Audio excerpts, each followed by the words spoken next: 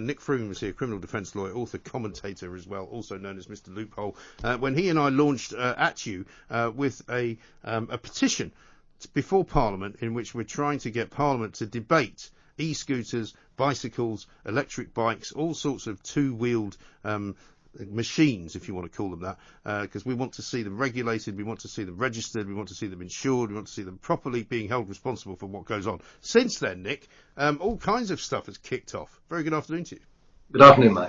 I mean, today we see an incredible story of a guy trying to join a motorway at 70 miles an hour on an e-scooter. I mean, I can't even imagine how dangerous that is. We've also seen the sad death of somebody else who was involved in an accident in Wolverhampton, who has passed away from his injuries, and his girlfriend is still injured. She will probably recover. We've seen Singapore banning them from pavements. I mean, the list of badness continues to rise, doesn't it? It does. I think the big problem, the stories you've referred to, I mean, first of all, the tragic accident of Mr. Pinnock, who was involved in what turned out to be a fatal accident 6 days ago. The problem with these e-scooters that you're referring to is of course, that their use is illegal. These are not the hire vehicles. These are private ones. And some of them, the maximum speed is 68 miles an hour. There's a company in America that actually converts them up to 100 miles an hour. And their use, their presence is illegal on our roads. And what's fascinating is that you or I could go along to any well-known retail outlet and purchase one and not receive any advice at all in relation to where you use it, how you use it, what you can do with it, or anything of that sort. And also, presumably, no training on how to control it either. No training, nothing. I mean, the design is inherently dangerous. They go ridiculously fast. I mean, even in relation to the hire vehicles, the legal ones, their speed is restricted to a maximum of 15.5 miles an hour, 12.5 in London. But you're not required to take any proficiency tests. And when you use one for the first time, they are precarious. You need to have balance. You need to have your wits about you. Most of them don't have indications, so you're taking your arm off left or right to indicate. So this is a massive, massive problem. I understand that the government are, eco-friendly and trying to introduce green transport, but it's a knee-jerk reaction, and it needs to happen, but it needs to happen in a sensible and organised way.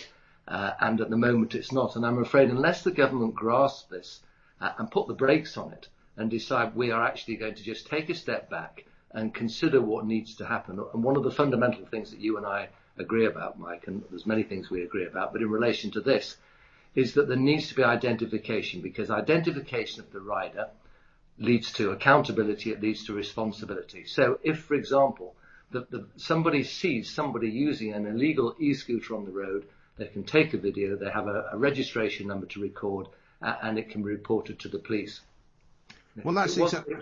Well, that doesn't seem to be such a ridiculous wish or request, Nick. But yet there are many people who are against it, aren't there? Yeah, the whole object of this exercise is to make the roads safer for everybody. That is the primary goal. This isn't a war. This is just to make the roads safer. And I don't understand the resistance. I understand people don't like change. But if someone's proposing to help this environment become safer, more accessible, more pleasant, more harmonious for everyone, how can there be any serious grounds for objection? And as I say, the government needs to act quickly. I mean, about a week ago, the Met indicated they were seizing about 4 a day. There are thousands of illegal e-scooters on the roads in London. And I read this morning that, in fact, they had a 2-day exercise, and I have been calling for them to have like a grand e-scooter seizure day. Over 2 days, they seized 104. There are literally thousands they could seize. And if they go on, make their presence known on the street and starts to seize these and then destroy them, that's a very expensive price for people to pay. That will deter people. But so would identification, because if there's an identification number there, the police then have somewhere to go to seize these items. And they do need to be legislated for. And at the moment, we have many people who use e-scooters, whether it be legal or illegal. What they don't appreciate is that the whole raft of road traffic law, whether it be speed limits, drink driving, driving without due care and attention, causing death by fatal, dangerous driving, etc., they all apply equally to e-scooters. And people seem to be oblivious to the fact that there is a very serious law that is relevant. And the law, as you and I know, is largely redundant because we just don't know who's on them. So if we're going to have a law, which we have, it needs to be relevant, it needs to be in place. And the way to make that happen is clearly by making it accountable, and that's by making people have a registration number on their back, yes. or maybe on the item itself, but I don't think that's logistically possible. I mean, given the microchipping that we can now do with pets, given the constant surveillance we can keep people under with apps, you would think that we could find a way to do this which would not be in any way obtrusive, particularly for the user, but would just protect the entire community, which is what we want to do. That's the goal.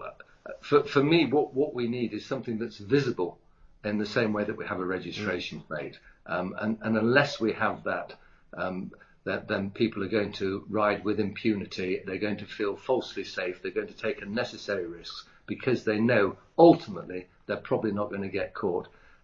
So there's one thing that needs to happen urgently. That's obviously identification. The second thing that needs to happen at the moment, in the wake of this tragic accident, and sadly there are going to be many more, is that retailers must contain that if you purchase an e-scooter, it must be accompanied by strict advice about where you can use it, how you use it, what you can do. And in my view, there needs to be a register of people who are purchasing. So that surely if it's something that is not legal to ride, then they shouldn't be being sold, should they? Well, that's common sense. I mean, how many of these people, how many of these tens of thousands of people that are using them have private estates upon which to use them on? Well, it depends what you call a private estate, I suppose. Well, I don't imagine that there are many members of the aristocracy who have them, or people who are flush enough to have masses of lands that make their use worthwhile. So basically, we can assume, can't we, that literally everyone who is buying them is going to use them illegally on the road. That means no insurance, leaving them open to seizure by the police, and of course thinking they can go through red lights, use them on the pavement, that they're going to be fraught with danger, fraught with accidents, and that this is something the government, in its pursuit of an eco-friendly road system, it cannot turn a blind eye to what is about to be unleashed on these roads. And it's happening under their watch. They need to do something. And I understand, obviously, Boris is a very keen cyclist, but if you speak to cyclists, most of them think, well, actually, this is only going to make our roads safer, so why don't we subscribe to it? This is just a sensible suggestion. Well, and I don't think the cycling, the responsible side of the cycling community would want to see more and more of these electric scooters, cutting them up on cycle lanes, making life more dangerous for them.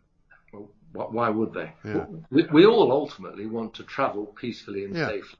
And at the moment, it's a fight on the roads. It's very stressful. It's a fight. It's very dangerous. And you imagine having something zooming up on the inside or the offside that's silent, that's going 50, 60 miles an hour.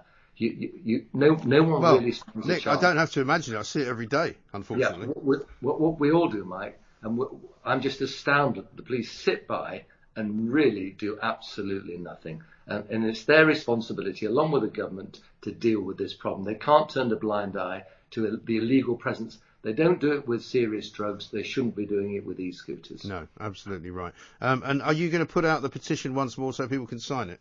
Yes, Mike, if you and I can encourage all your listeners to sign it, it can be found at the government website.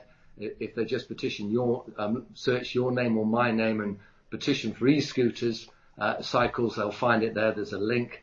I can send you the link and you can post it on your website, or you can go onto my firm's Facebook, Freeman & Co.'s Facebook, or it's at the Mr. Loophole. And I know you've got many followers, Mike, and they can follow you on your Twitter account as well. So there are many different ways of, but we need ideally 100,000 signatures. So there's a long way to go within 6 months to just force a government debate, so there can be a sensible discussion to help make our roads safer for everyone, to try and avoid the catastrophes that are going to happen. Exactly. Absolutely right. Nick, good to talk to you again. Thank you very much indeed. Nick Freeman there, Mr. Loophole, talking about e-scooters and how dangerous they are. I mean, how many people are going to have to die before the government gets the idea that actually it's not safe to put these vehicles out there completely and utterly unregistered, being driven by people who've never been trained in driving them, and being sort of complicating even further the makeup of the inner city roads of this country. Some people think it's a great idea because it's going to save the planet. Well, first of all, it's not going to save the planet. All that's going to happen is there are going to be more accidents, there are going to be more families grieving. You know, what about protecting the people? How is this in any way commensurate with doing that? It's not. It's putting lives in danger, quite frankly, and it should not be allowed unless and until the people driving these things know what they're doing, are not reckless, and are registered so that we know who they are. It's not rocket science, is it? This is Talk Radio.